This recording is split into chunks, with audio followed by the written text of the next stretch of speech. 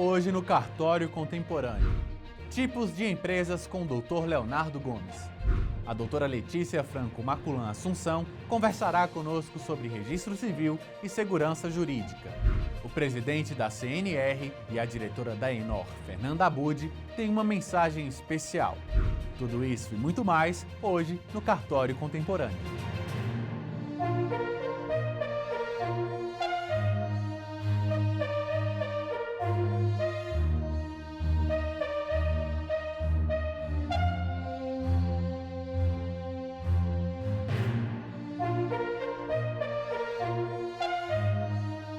Letícia Franco Maculan Assunção é graduada em Direito pelo FMG e mestre em Direito Público.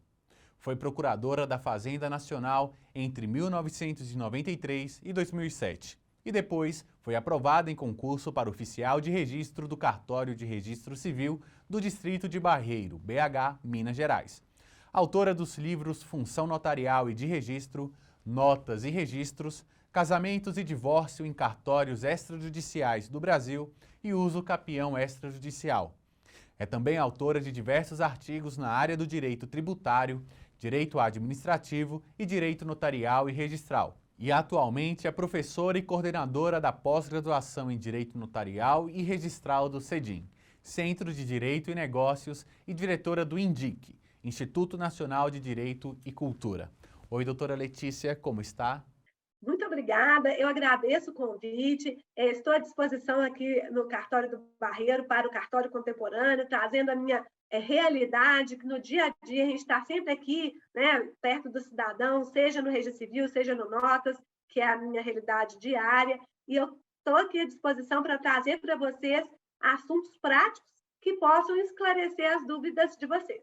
Por que a segurança jurídica está diretamente relacionada aos cartórios? Gente, o princípio da segurança é um dos princípios previstos em lei, né?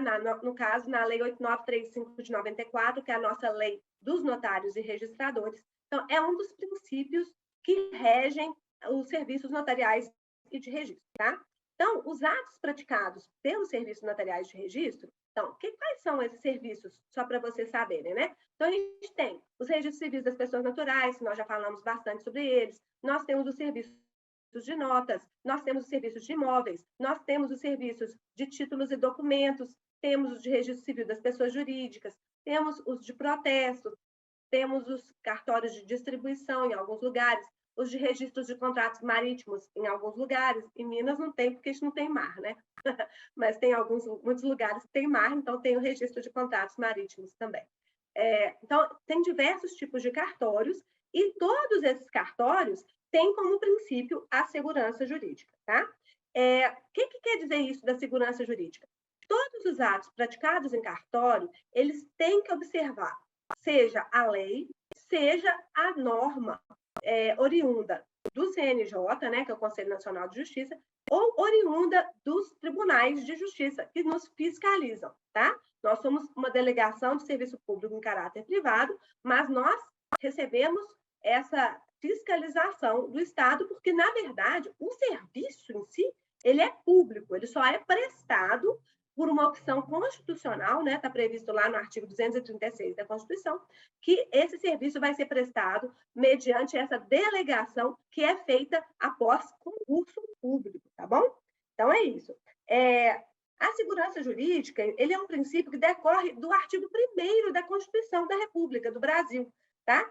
Porque lá nesse artigo 1º está previsto que a República Federativa do Brasil é um Estado democrático de direito, né?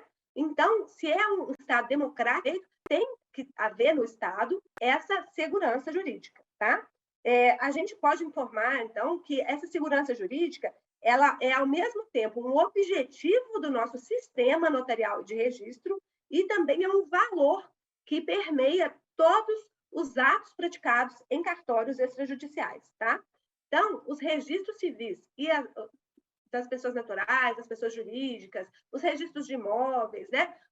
Mas também os tabelionatos de protesto, os tabelionatos de notas, todos esses, né? Todos os tipos de registros e de notas, eles têm como objetivo precaver o cidadão de de problemas. Então, tanto precaver de crimes, porque infelizmente no Brasil tem muito estelionato, né? Nós sabemos fraude de documentos. Então, a gente tem que ser exigente ao analisar documentos. Não é porque o cartório é implicante, não. Às vezes a pessoa chega lá e fica reclamando, mas vocês são muito exigentes demais. Esse documento meu que é infantil e não dá nem para me reconhecer, mas sou eu mesma, eu estou dizendo que sou eu mesma. Gente, não pode. Mas não pode por quê? Porque a gente, ao praticar um ato, né, que envolva, por exemplo, a identificação da pessoa, eu tenho que saber que aquela pessoa é ela mesma. Já houve diversas tentativas lá no cartório, né, de uso de documentos de outras pessoas para a prática de atos. E aí, lá no cartório, nós, inclusive, conseguimos uma autorização da nossa Corregedoria de Justiça para exigir 2 documentos de identificação, de tanta fraude que estava havendo com identidade, por exemplo, sabe? Então, a gente tem que ter preocupação com isso. A gente está do lado do cidadão para evitar que o nome dele seja usado indevidamente, né? Então, a gente tem realmente que ser um pouco chato, digamos assim. Eu falo assim, cartório bom é cartório chato, cartório exigente, porque a gente quer evitar problemas, é precaução, né? A tal da precaução, tá? Então, gente, está previsto na Constituição da República, lá no artigo 236, que os cartórios extrajudiciais vão prestar esse tipo de serviço, né, os serviços notariais de registro, e que vai haver uma lei que vai passar normas gerais sobre esse tema. E essa lei, qual foi? Foi a tal da Lei 8935 de 94, cujo artigo 1º assim determina: serviços notariais e de registro são os de organização técnica e administrativa destinados a garantir publicidade, autenticidade, segurança e eficácia dos atos jurídicos. Então, você vê que segurança é um dos princípios norteadores do nosso sistema notarial e de registro, tá? Então, é isso. Eu acho que deu para entender, né? Que a segurança jurídica e os cartórios caminham de mãos dadas com os cidadãos, e olha, desde o nascimento, porque eu falei já aqui, né? Está a cargo dos cartórios de registro civil, o registro de nascimento, né? Depois, o de casamento e até mesmo na morte. E nesse período, né, entre o nascimento e a morte, está a cargo da gente também o registro de diversos atos jurídicos. Então, por exemplo, né, contratos de compra e venda, diversos outros negócios jurídicos, né, que são lavrados em cartórios de notas. Alguns são levados a registro no cartório de registro de imóveis, outros são levados a registro no cartório de registro civil das pessoas jurídicas. Então, desde o nascimento até a morte, os cartórios garantem a segurança jurídica na vida das pessoas. Os cartórios colaboraram para a desburocratização dos serviços públicos do país? De que forma? O que a gente está falando de desburocratizar, né? O que é isso, gente? Os atos praticados tanto nos tabelionatos quanto nos registros, eles, como eu já disse, são regidos pela lei. Então, a gente tem que seguir os parâmetros legais. Mas como essa maioria desses atos ela não envolve lide, não tem conflito, nós não precisamos de tantas cautelas como o Poder Judiciário precisa, porque o Poder Judiciário ele tem que ficar atento a tudo quanto é lide, tudo quanto é conflito que pode haver num processo judicial. Então, vamos dar como exemplo aqui os atos de divórcio, os atos de separação, os atos de inventário, que eram lavrados, né, até pouco tempo atrás, exclusivamente pelo Poder Judiciário, de uma forma mais lenta, né, porque cada ato que era praticado tinha que fazer o quê? Publicar no Diário Oficial, não é isso? Intimar as partes, não é assim? Então, tudo isso levava a uma natural demora para garantir que ninguém fosse prejudicado. Os atos que trouxeram para nós, nos cartórios, são atos em que, normalmente, né, não tem essa lide, não tem conflito. Então, tanto o divórcio, quanto a separação, quanto o inventário no cartório, que isso foi um sucesso grande que nós tivemos com a Lei 11.441, lá em 2007, isso veio como uma desburocratização. Por quê? Porque tornou mais ágil o procedimento. Como não tem risco de prejuízo, né, para as partes, porque estão todos de acordo, nós conseguimos fazer esses atos de uma vez só, numa escritura pública, tá? Então, é bem tranquilo. E essa tendência que começou com essa Lei 11.441, ela vem se ampliando, né? A gente tem diversos outros procedimentos que estão sendo analisados para vir para o extrajudicial. Tem, por exemplo, o procedimento da uso capião extrajudicial, que eu até tenho um livro publicado, né, sobre esse tema, em conjunto com mais alguns colegas.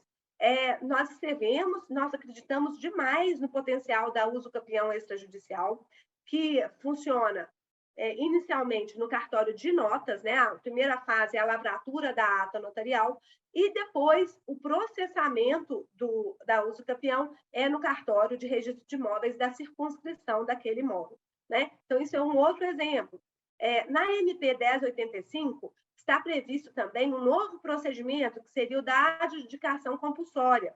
Nós ainda não vamos nos aprofundar nesse tema, porque ainda não foi sancionada a MP. Mas a gente acredita que tem tudo para ir para frente, né? Porque é um ato super importante e que vai poder ser feito de forma mais ágil, menos burocrática, diretamente no registro civil das pessoas naturais, tá?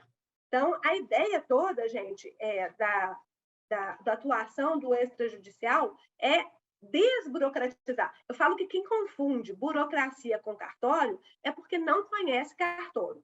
E, normalmente, isso se dá porque, infelizmente, né, mesmo os nossos colegas advogados, eles desconhecem a realidade dos serviços notariais de registro, porque essa matéria não está disponível nas cadeiras de direito ou de outras faculdades também, né, que devia ter noções dos serviços extrajudiciais. Então, como as pessoas não conhecem, né, isso gera um preconceito. Por isso que é importante a gente estar aqui hoje, esclarecendo dúvidas, tirando né, essas dúvidas, para que as pessoas possam entender a nossa realidade e possam verificar que, na verdade, cartório não é burocracia, cartório é desburocratização. De quais maneiras os cartórios podem contribuir para desafogar o judiciário?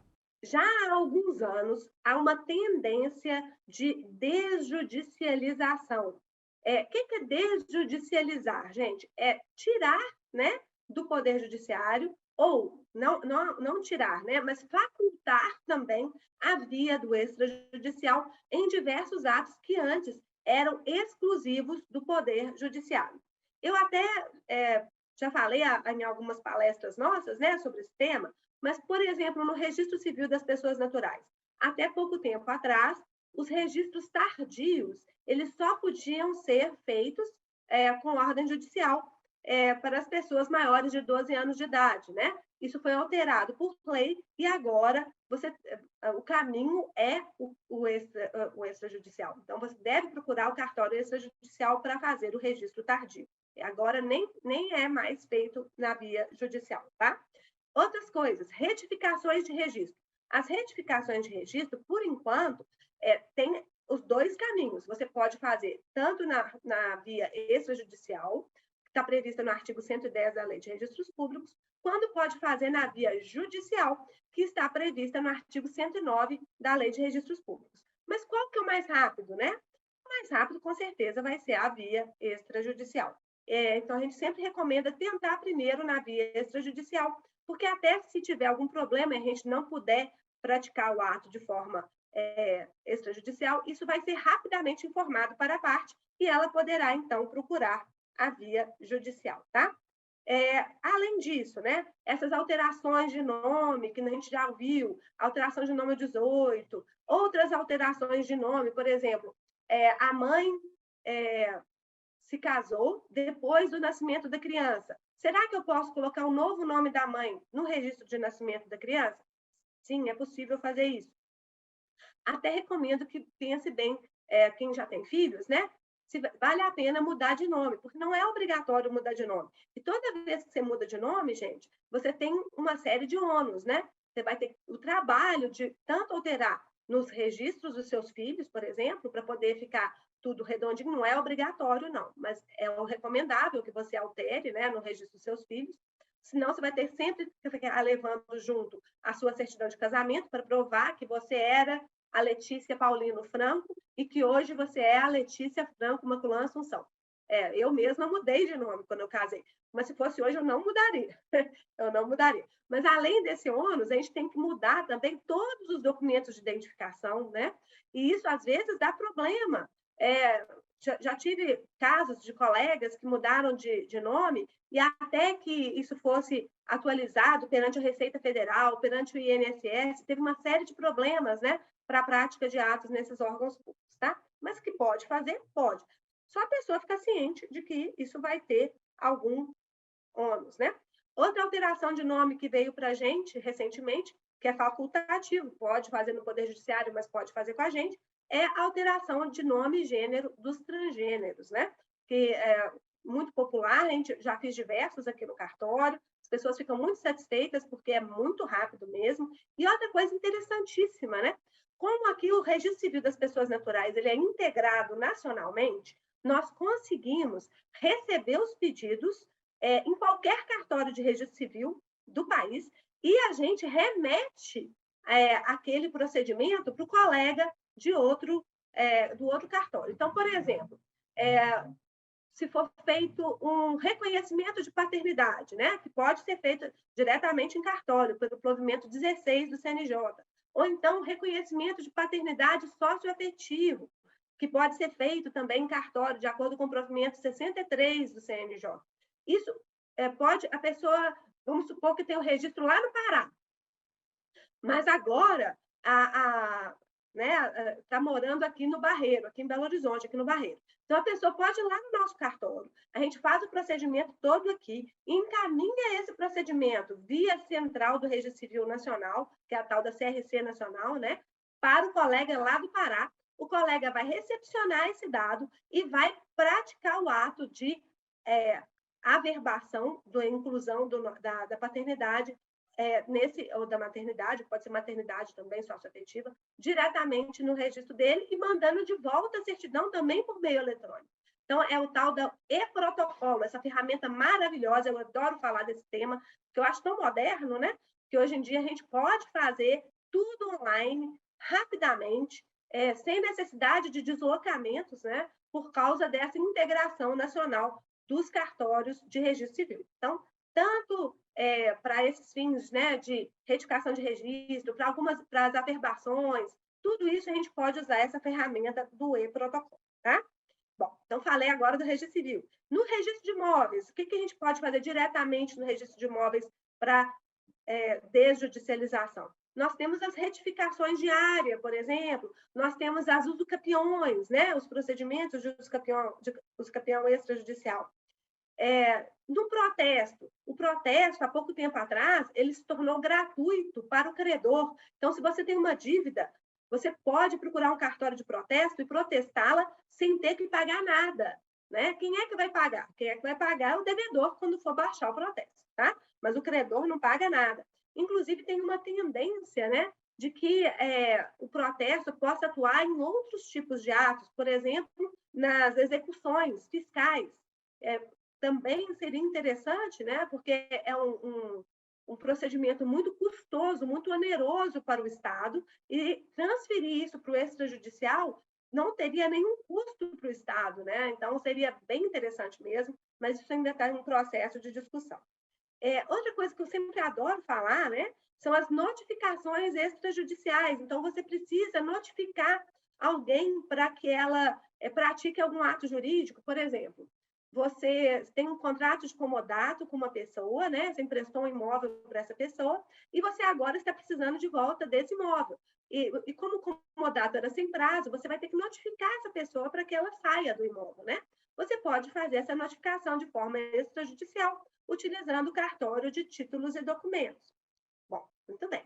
E, além disso, nós temos os tabelionatos de notas, que também tem N, né? Muitos mesmos casos de extrajudicialização ou desjudicialização. Quais são? Esses primeiros que eu já falei, né? Divórcio, separação, restabelecimento de sociedade conjugal, inventários diretamente no cartório de notas, né? Então, a gente pode fazer isso sem necessidade de movimentação da máquina judiciária. Esses são só alguns exemplos, tá, gente? Como eu estou falando assim, sem maiores maior aprofundamento, eu posso ter deixado alguns atos de fora, mas tem tanta coisa que está vindo para a gente e a gente está aberto para isso. Eu posso dizer que isso vai continuar acontecendo. A tendência é que atos em que não haja conflito, né, que a gente sempre possa trazer para o extrajudicial, que a gente possa dar essa resposta para o extrajudicial. Uma coisa legal que a gente passou para pouco tempo para o tabelionato de notas e que eu tenho feito muito, cartas de sentença. O que é isso, gente? Já teve o processo, um processo judicial, e agora falta montar o procedimento para levar, seja para o registro de imóveis, seja para levar para outro órgão público, para executar aquela sentença judicial, tá? Isso, na maioria dos estados da federação, já tem previsão nos códigos de normas para ser lavrado em cartório. E acelera muito, né? Porque normalmente o prazo é de apenas 5 dias úteis para que os cartórios façam esse procedimento. E no judicial, tendo em vista a quantidade de processos que o Poder Judiciário ainda tem, né, que ainda são muitos, fica difícil de atender num prazo tão pequeno, né? Então, vale muito a pena. Nossa, e está cada vez vindo coisa mais importante para a gente e outros instrumentos para facilitar a vida do cidadão, tá? Como eu disse antes, gente, não é apenas desjudicializar, né? Que é tirar ou então facultar a via do extrajudicial, mas também a extrajudicialização, que é atribuir ao extrajudicial novos atos. Um exemplo é o apostilamento da AIA. O que é isso, gente? É a legalização de um documento estrangeiro, de um documento brasileiro, para valer no exterior. Então, vamos novamente. Apostilamento da AIA tem a ver com legalizar um documento público brasileiro para que ele tenha validade no exterior para todos os países signatários da Convenção da Apostila da AIA. Esse é um caso de extrajudicialização. Por quê? Porque é um ato que nunca foi do Poder Judiciário e que foi criado já para que os cartórios prestassem esse tipo de serviço. E tem sido prestado com enorme sucesso, muita satisfação pela população, pela facilidade de acesso aos cartórios, né, pela capilaridade, e também pela celeridade na prática desse ato, tá? Então, eu posso dizer que isso é uma tendência e que a gente acredita que, mesmo nos casos que tem lide, né, quem sabe a gente também venha a poder atuar no futuro, utilizando esses mecanismos da mediação e da conciliação, que também, né, tem essa previsão para a gente prestar esse serviço. Doutora Letícia, nos fale um pouco da uso capião.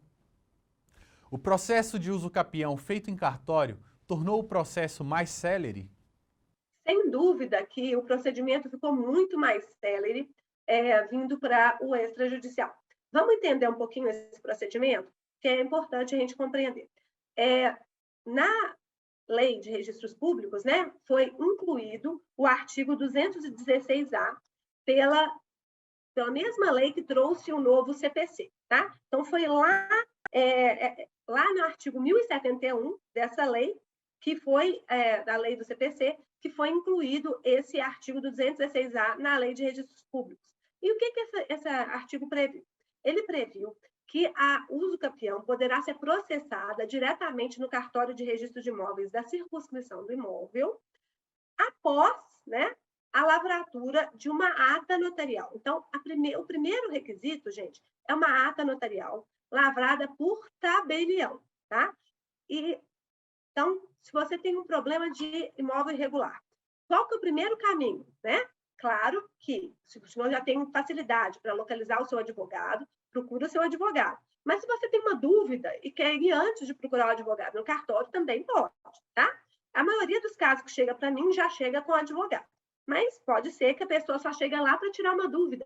Porque as pessoas sabem que podem chegar lá e tirar dúvida. Já teve um caso do senhorzinho, tadinho, que chegou lá no cartório e falou o seguinte: olha, eu moro de aluguel. Eu moro de aluguel há 20 anos. Eu tenho direito ao uso capião?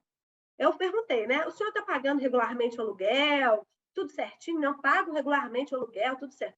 Olha, então o senhor não tem posse que gera uso capião. Já esclareci para ele que não era o caminho, né? Aí ele já ficou frustrado, coitado, mas pelo menos já teve essa orientação, não vai gastar dinheiro à toa, né? Mas ele poderia, sim, procurar um advogado que daria a mesma solução para ele. O advogado também orientaria de que não tem uso capião a pessoa que aluga o imóvel e paga regularmente o aluguel, porque não é um tipo de posse que gere uso capião, né? Então, na verdade, tem gente que fala que isso nem é posse, né? Posse no sentido de daquele direito real que tem, aquele direito que vai gerar uma uso capião. Então, vamos lá. A primeira fase, então, vai ser procurar o tabelião. O tabelião vai verificar os requisitos todos, se está previsto, se tem alguma outra solução, porque a uso capião, gente, ela é o último caminho.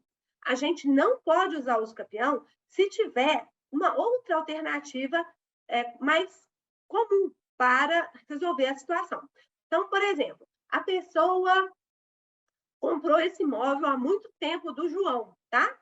E aí o João, ela não sabe onde que o João está. Ela chega no cartório e fala assim, olha, eu não sei onde o João está. O que a gente vai fazer primeiro? Primeira coisa, a gente vai tentar, junto com a pessoa, procurar esse João. Se não tiver jeito mesmo de localizar, a gente utilizando, né, a internet, a gente utilizando os meios disponíveis, até acho que a gente devia ter outros meios, por exemplo, a gente devia ter poder para poder oficiar o TRE para pedir esse endereço, oficiar a Receita Federal para pedir esse endereço, né? E daí, olha só o tanto de problema que a gente ia conseguir resolver extrajudicialmente. Mas, enfim, por enquanto ainda não tem essa previsão, mas a gente pode tentar, né?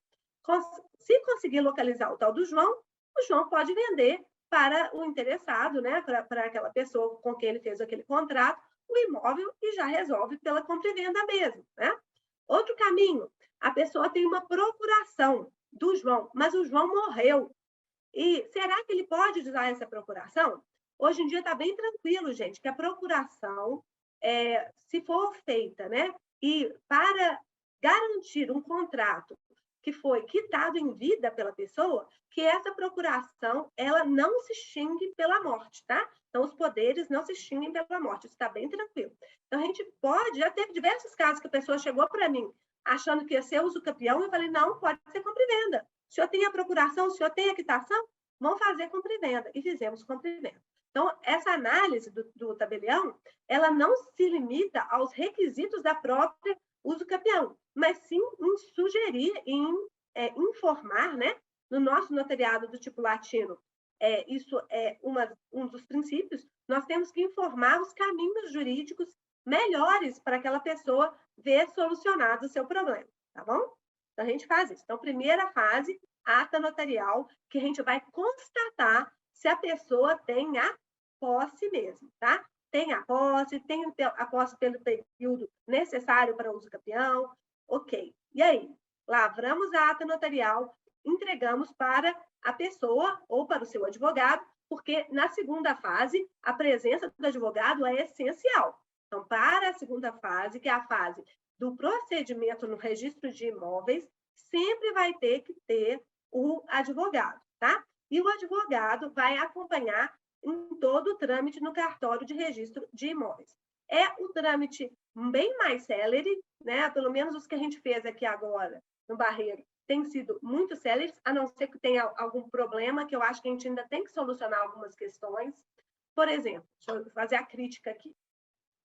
A gente precisa resolver o problema quando tem posse antiga, né? Então, a pessoa comprou o imóvel de uma pessoa física que morreu e deixou diversos herdeiros. Isso está dando pano para a manga aqui em Minas, pelo menos aqui em Belo Horizonte, porque os cartórios de registro de imóveis, com base na interpretação que eles estão fazendo, né, do provimento número 65 do CNJ, eles estão tentando localizar todos os herdeiros. Mas, às vezes, se a posse é muito antiga, gente, a gente está falando já de bisneto, de tataraneto daquele proprietário original. Isso é inviável, isso trava tudo, né? Então, a gente tem que ter uma solução para essas hipóteses em que a posse é tão antiga assim que fica inviável localizar todos os herdeiros, tá? Isso é um problema sério que a gente está tendo aqui no cartório. Eu entendo que, nesse caso aí, verificado que no registro de imóveis, né, nem a notícia do falecimento, nem a notícia de inventário, não há notícia de nada, e já a pessoa demonstrando que a posse dela é antiga, não deveria ter tanta exigência em relação a esses herdeiros que simplesmente abandonaram, né, esse imóvel. Eles não ou abandonaram, ou então eles estavam cientes de que esse imóvel já tinha sido objeto de negociação, então eles não têm interesse nesse imóvel. Para que eu tenho que achar todos os herdeiros? Eu acho que a gente precisa ter um critério objetivo para poder falar, já tem a posse há mais de 20 anos, não é necessário localizar todos os herdeiros, se não há nem notícia dos inventários no registro de imóveis, tá? Então, isso é um aprimoramento que tem que ter. Mas, de qualquer forma, em outros casos, né, por exemplo, quando envolve pessoa jurídica que foi extinta irregularmente, que era proprietária do imóvel, tem sido muito rápido o procedimento. Já teve caso aqui no Barreiro, em que a gente lavrou a ata e foi apresentado no registro em que, em menos de 4 meses, estava tudo solucionado. Imagina que sucesso, né? Sendo que nós sabemos que procedimento de uso campeão judicial leva anos, né? Anos e anos. Tem procedimentos de muitos e muitos anos mesmo, tá? Então, realmente é uma alternativa interessante, mas o que eu falo, né? Que às vezes a pessoa fica assim, mas eu vou gastar dinheiro fazendo essa ata, eu não tenho certeza se isso vai ser possível de ser realizado via registro, como é que faz? Porque nem sempre, gente, a ata notarial vai ser suficiente para convencer o registrador, né, de que está tudo certo, igual nesse caso que eu contei dos diversos herdeiros. E aí, a pessoa perdeu o dinheiro? Não. Por quê? Porque a ata notarial, ela é um meio de prova reconhecido pelo Código de Processo Civil. Então, tudo que você já fez lá na ata notarial, você pode aproveitar se tiver que ir para o procedimento judicial, tá bem? A mesma coisa se tiver alguma impugnação perante o registro de imóveis. Se houve impugnação, o que prevê a lei? Prevê que o procedimento terá que ser transformado em procedimento judicial. Mas você perde tudo? Não, você não perde. O que já foi praticado, tanto na ata, quanto, por exemplo, alguma notificação que já tenha sido feita no registro de imóveis, tudo isso pode ser aproveitado para ganhar mais celeridade no procedimento judicial. Então, eu sou muito fã da uso campeão, claro que é o último caminho, né? Então, a gente antes vai analisar todos os outros caminhos, mas se não tiver outro caminho, a uso campeão é a solução e a uso campeão extrajudicial é sempre mais célere e deve ser sempre tentada, na minha opinião, tá? É isso.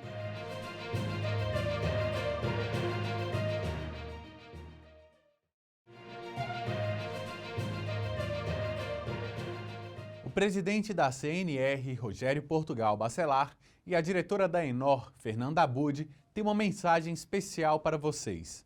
Oi, meus amigos. Dia 4 e 5 de agosto, conto com vocês em Recife, Pernambuco, para a primeira jornada de Direito Notarial e Registral.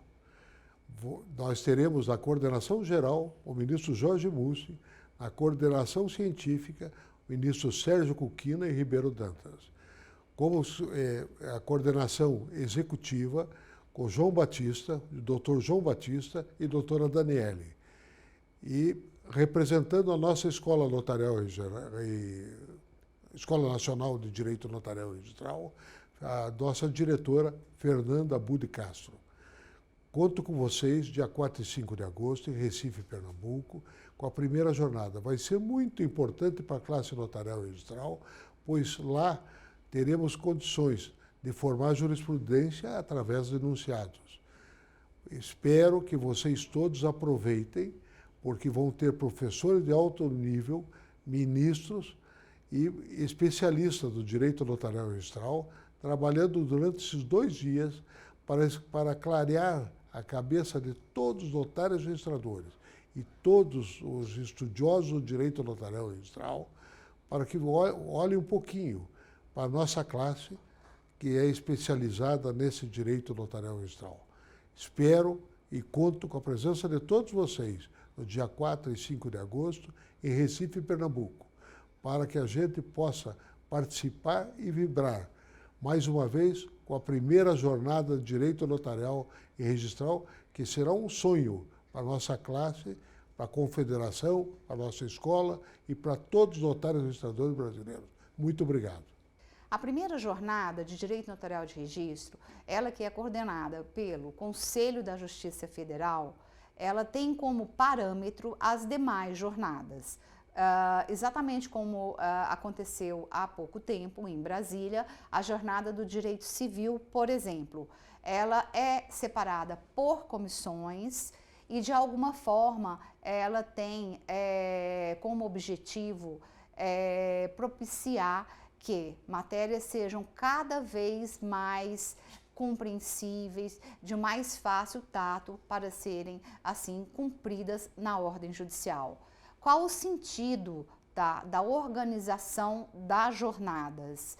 Ela, como já disse, coordenada pelo, no caso, o ministro Jorge Mussi, que é o coordenador geral. Ela também tem coordenadores científicos, dos quais, nessa primeira jornada, nós temos o ministro Sérgio Cuquina e também temos o ministro Moura Ribeiro, de todos do Superior Tribunal de Justiça.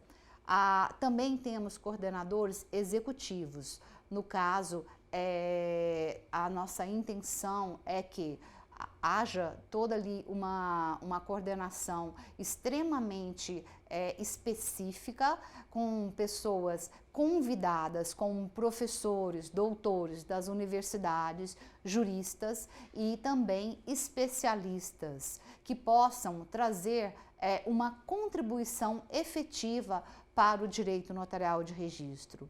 A organização se dará extremamente muito semelhante às demais jornadas, como, por exemplo, haverá um presidente, que normalmente é o ministro do Superior Tribunal de Justiça, terá um relator, que normalmente é um desembargador, um juiz, alguém que possa, com amplo conhecimento jurídico, estar ali na relatoria das matérias. Os juristas convidados, que são professores renomados das universidades federais e também conhecedores da atividade notarial de registro, assim como os especialistas, renomados professores e doutores, que também ali podem fazer parte notários e registradores, assim como convidados. Como se dará essas propostas? À medida que qualquer um, quer seja um membro do Poder Judiciário, do Ministério Público, um advogado, um notário registrador ou algum interessado em sim preencher uma proposta no link virtual extremamente único virtual, é só assim que são aceitas as propostas. Ele entrar no link do Conselho da Justiça Federal, ele terá que colocar o nome, endereço, CPF, alguma instituição da qual faz parte, e de uma forma objetiva e clara ele vai colocar qual é o instrumento legal da qual ele quer falar. Então é importante ter um diploma legal, um artigo, qual é a sua proposta de forma bem objetiva e uma justificativa. A partir do momento que ele enviar, ele depois receberá um e-mail do Conselho da Justiça Federal informando que aquela proposta, de alguma forma, foi aceita para ser analisada e votada no dia 4 e 5 de agosto do corrente ano, em Recife, na sede do Tribunal Regional Federal da 5ª Região. Neste momento, o convidado que mandou aquela proposta, ele também estará ali participando das comissões, da qual ele poderá votar no dia definido, como já foi aqui informado. Ou seja, de uma forma muito organizada, com sistema voto-júri, que depois no dia da comissão, a partir do momento da abertura, que é no dia 4, com todos os juízes, magistrados, ministros convidados, no dia 5 pela manhã, a gente já começa com a organização das comissões, separada exatamente por especialidades. Depois, na sequência, nós teremos a votação no período da tarde. E aí sim, estas propostas enviadas por qualquer pessoa, aí sim se tornarão enunciados do Conselho da Justiça Federal e farão parte de todo o acervo para compor decisões de ministros, citações, pareceres e, quem sabe, até mesmo formular uma ajuda, uma colaboração aí para que as jurisprudências possam contar com essa prática que tem dado tão certo no Poder Judiciário brasileiro.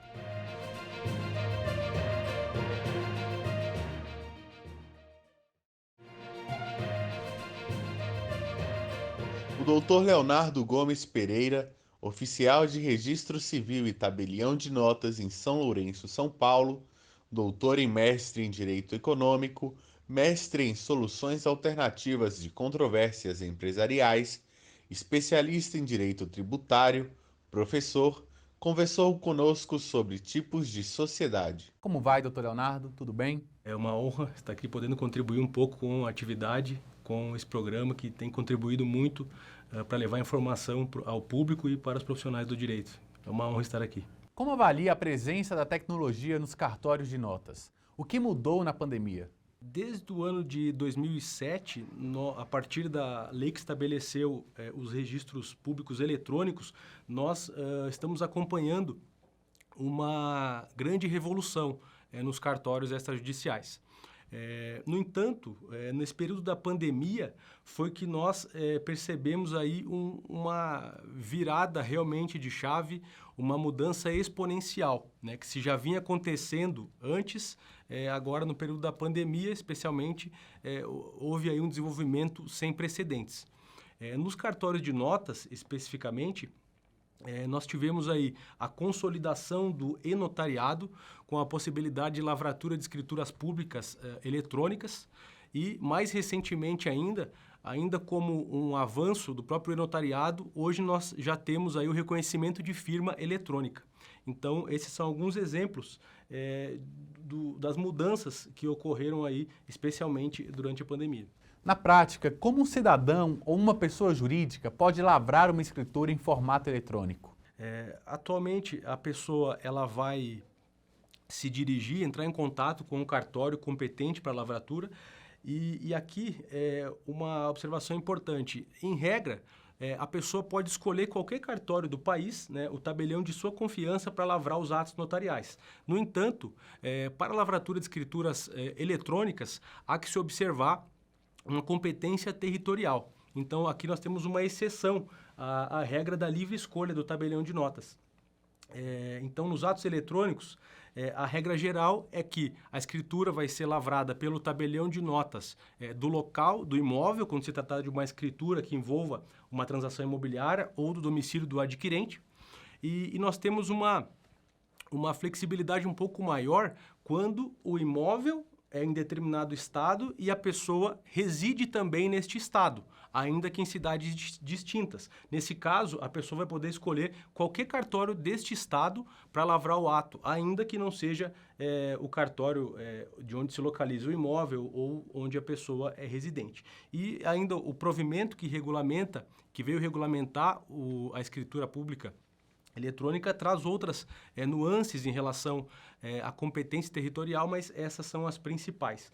E observando essa competência, o cidadão se dirige ao cartório de notas competente, seja, se não for presencialmente, provável que não seja, vai ser de forma remota, pelos meios adequados, ou e-mail, ou telefone, enfim, outros meios de comunicação adequados, vai se dirigir, vai solicitar a lavratura do ato, a qualificação notarial, a análise dos documentos, do objeto a ser transacionado, da capacidade e legitimidade das partes, permanece a mesma, com a mesma segurança jurídica, com a mesma análise do tabelião de notas, porém agora de forma eletrônica. Então, no determinado dia agendado, vai ocorrer a conferência notarial, que é essa conferência eletrônica à distância, em que as partes vão manifestar sua vontade. Essa manifestação de vontade vai ficar gravada na plataforma do e-notariado, né, dos notários, e as partes vão poder assinar eletronicamente por meio do seu certificado digital, seja no padrão ICP Brasil, seja no padrão e-notariado, né, que é o certificado notarizado, que inclusive é gratuito. Qual a diferença entre a personalidade jurídica e a pessoa jurídica? A personalidade jurídica é a aptidão para exercer direitos e contrair obrigações na ordem civil. E hoje nós podemos dizer que no Brasil tem personalidade jurídica as pessoas jurídicas e as pessoas naturais, né? Pessoas jurídicas, pessoas naturais, no entanto, ainda tem um terceiro gênero, um gênero ainda que está, de certa forma, em um limbo no nosso ordenamento jurídico, que seriam os sujeitos de direitos. Aqueles sujeitos que, apesar de a lei ter atribuído a eles certos direitos ou certas obrigações na ordem civil, a lei não conferiu a eles personalidade jurídica. Não há uma personalidade jurídica, embora eles tenham aí a possibilidade de exercer certos direitos, obrigações, como, por exemplo, o espólio, a massa falida e, mais recentemente, também os fundos de investimento. O que é sociedade limitada unipessoal e quais as diferenças para a EIRELI? A sociedade limitada ela sempre foi muito importante para o exercício da atividade empresarial, porque ela limita a responsabilidade dos sócios. Então, ela sempre foi muito buscada para o exercício da atividade empresarial. No entanto, era sempre necessária a associação de mais de uma pessoa para constituir a sociedade limitada. Então, isso dificultava um pouco essa constituição. Por isso surgiu a EIRELI, que seria a empresa individual de responsabilidade limitada, atualmente extinta, né? Mas ela possibilitava que uma só pessoa constituísse essa empresa, né? E desde que ela aportasse ali um capital mínimo de 100 salários mínimos e que essa pessoa fosse titular de uma EIRELI, né? No entanto, exatamente por essa característica de ela ter que ter um aporte mínimo de 100 salários mínimos, né, que hoje importa aí na quantia de mais de R$100 mil, isso dificultava um pouco a implementação e a constituição dessa sociedade. Então, a partir disso, em 2019, surge a Sociedade Limitada Unipessoal, né, com essa característica da limitação da responsabilidade do sócio, com a possibilidade, então, de apenas uma pessoa constituir essa sociedade e sem essa necessidade de um aporte mínimo de capital, o que vem facilitar muito, aí, com certeza, o exercício da atividade empresarial. O empresário individual, ele é a pessoa natural, né, pessoa física que exerce a atividade empresária, né? Ele não é uma instituição nova, apartada da pessoa física, né? E por isso, por ser deste modo o exercício da atividade, acarreta aí muitos riscos, né? Porque o patrimônio pessoal dessa pessoa vai se sujeitar, né, ao sucesso ou ao insucesso dessa atividade. Então, por isso que é muito importante essa figura da sociedade limitada unipessoal, ou mesmo da limitada, tradicionalmente, né, para a segregação de riscos, para a segregação de patrimônio, né, e para a segregação de responsabilidades. Por que houve a extinção da EIRELI? Houve a extinção da EIRELI porque a sociedade limitada unipessoal ela veio a corrigir algumas distorções, algumas dificuldades que fizeram com que a EIRELI tivesse um pouco de dificuldade de ser implementada na prática pelas pessoas que gostariam aí de exercer atividade econômica, especialmente pela necessidade de haver um aporte mínimo de 100 salários mínimos para a constituição de uma EIRELI e também pela limitação em relação ao sócio, ao instituidor da EIRELI, pois ele só pode instituir uma única EIRELI, né? Limitação essa que não é encontrada na sociedade limitada unipessoal. Então, a gente percebe, então, que todos os benefícios que nós encontrávamos na EIRELI estão na sociedade limitada unipessoal e aquelas dificuldades que nós encontrávamos na EIRELI foram corrigidas na sociedade limitada unipessoal, o que vem aí trazer, com certeza, inúmeros benefícios para a sociedade. O que é procuração? Quais tipos existem e quais cuidados devemos ter ao preparar uma procuração? A procuração, ela é comumente conhecida aí como um instrumento do mandato, e o mandato é um contrato de representação em que um sujeito representa outro para a consecução de determinados atos, enfim, para os quais ele foi constituído para fazer. E a procuração, ela se dá de forma unilateral, né? Apenas a figura do outorgante, né, que outorga poderes a uma pessoa, enfim, e o outorgado ele não comparece, né, no ato da elaboração da procuração. O que não ocorre no mandato. O mandato já há ali a presença, já há a constituição essa bilateralidade, né? Já há uma aceitação desses poderes que foram outorgados. Então, algo que não ocorre com frequência, mas que nós podemos aventar aqui, a hipótese é o mandato, né?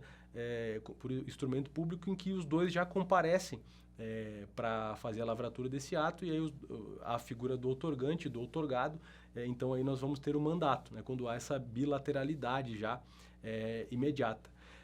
No entanto, a procuração ela vai se constituir em mandato a partir do momento em que o outorgado praticar os atos ou manifestar aceitação em relação aos poderes que lhe foram conferidos.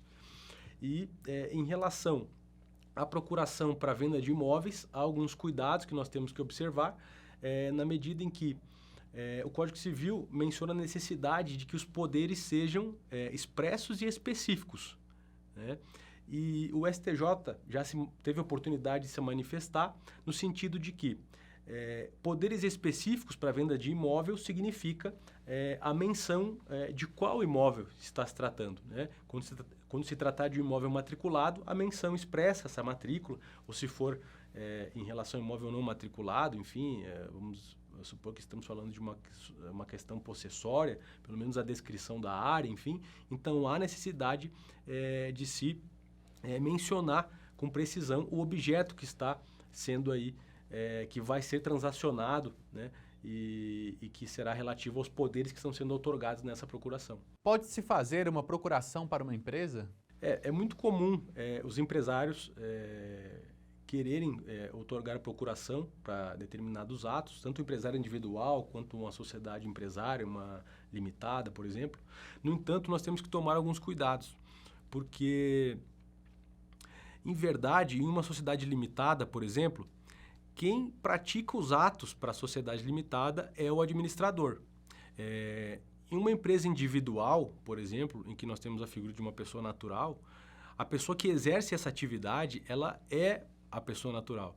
Então, refoge um pouco o sentido de se outorgar procuração para um terceiro executar essas atividades, seja em uma limitada, né, executando as funções de um administrador, seja, né, quanto ao empresário individual.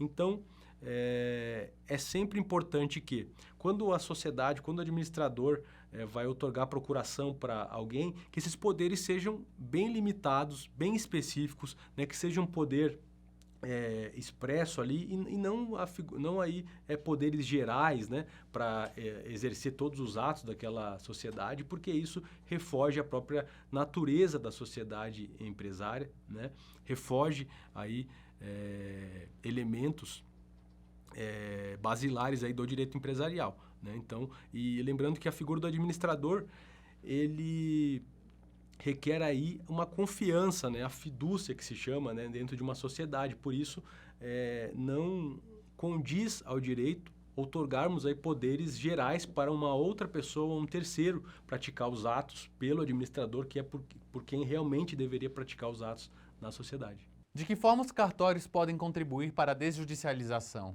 Hoje, nós podemos falar com firmeza que o acesso à justiça, ele não se reduz apenas ao acesso ao poder judiciário. Hoje, as serventias extrajudiciais são uma porta que o cidadão, que as empresas têm para acessar os seus direitos, para efetivar os seus direitos, né?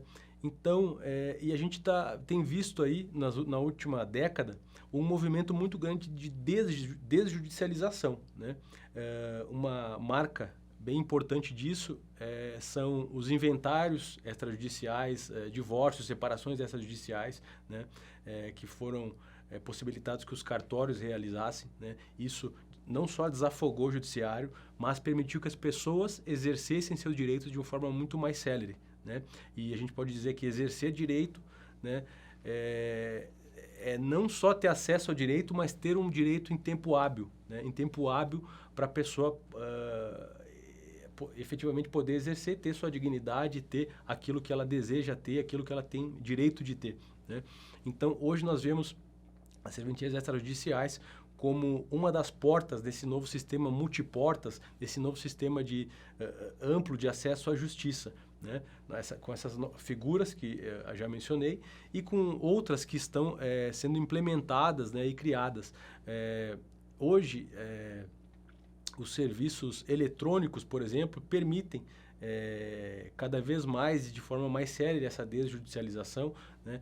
Nós temos aí hoje também o serviço de protesto de títulos, que hoje faz com que também o judiciário seja desafogado com demandas. Atualmente, 65% dos títulos que aportam ao tabelionato de protesto, eles têm sido pagos, né? Ou seja, em 65% dos casos, aproximadamente, a pessoa teve acesso ao seu crédito, aquilo que lhe era devido, sem necessitar bater as portas ao judiciário, né? Sem ter aí, às vezes, um processo moroso que ia lhe demandar ali 1 ou 2 anos ou até mais, sem o gasto de recursos públicos, né? Porque acessar o Poder Judiciário gera custos, né? Gera custos aos cofres públicos, né? E fora os custos das próprias pessoas, né? Que acabam despendendo aí elevadas quantias. Dr. Leonardo, muito obrigado pela sua participação. Eu que agradeço, foi uma honra estar aqui, estamos sempre à disposição, muito obrigado.